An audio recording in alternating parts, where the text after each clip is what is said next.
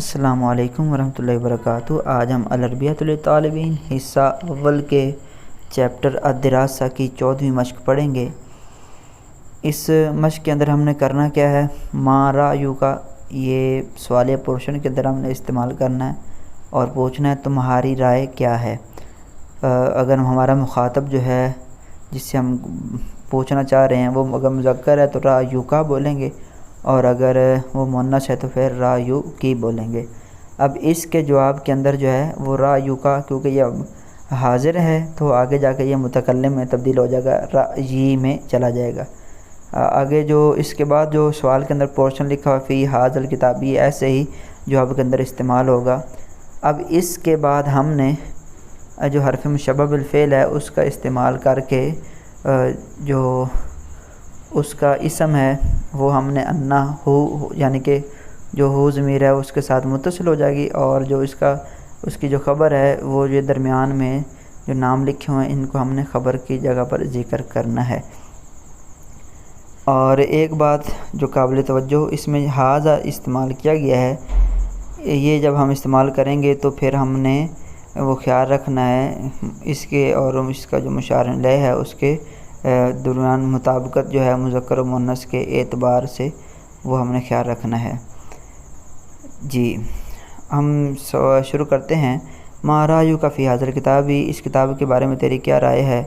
رأیی فی ھذا الکتاب انہ مہم، اس کتاب میں میری رائے ہے کہ یہ اہم ہے۔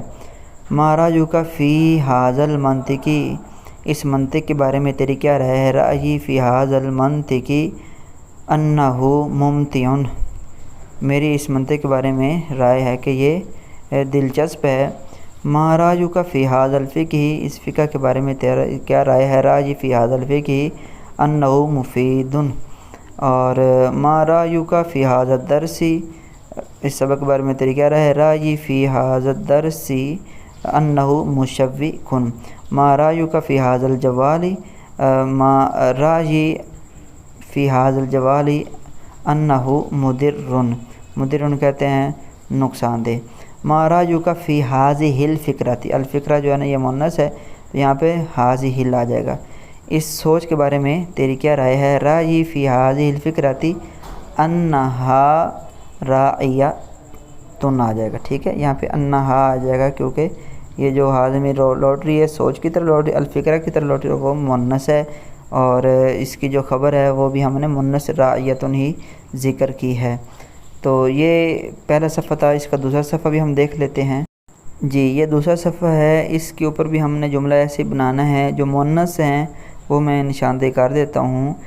الحصۃ، الرحلۃ اور القراءۃ، ان کے درمیان ہم ھذہ استعمال کریں گے ہیں۔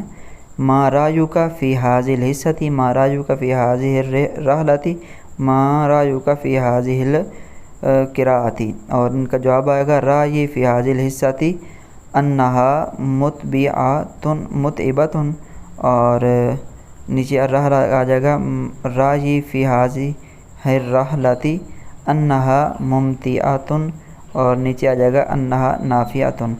اوپر والے یہ مذکر کے ہیں تو وہ انہ لذیذ، انہ صعب، انہ جدید جواب کے اندر آ جائے گا۔ تو یہ بالکل آسان سا طریقہ ہے، امید ہے آپ کو سبق سمجھ آ گیا ہوگا۔ انشاءاللہ اگلے سبق میں پھر ملاقات ہوگی، تب تک کے لیے اللہ حافظ۔